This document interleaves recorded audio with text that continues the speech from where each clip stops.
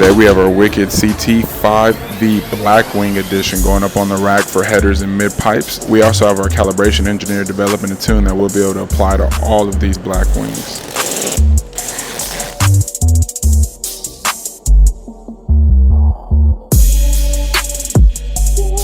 But it's already got 3-inch running through it, so that's pretty nice.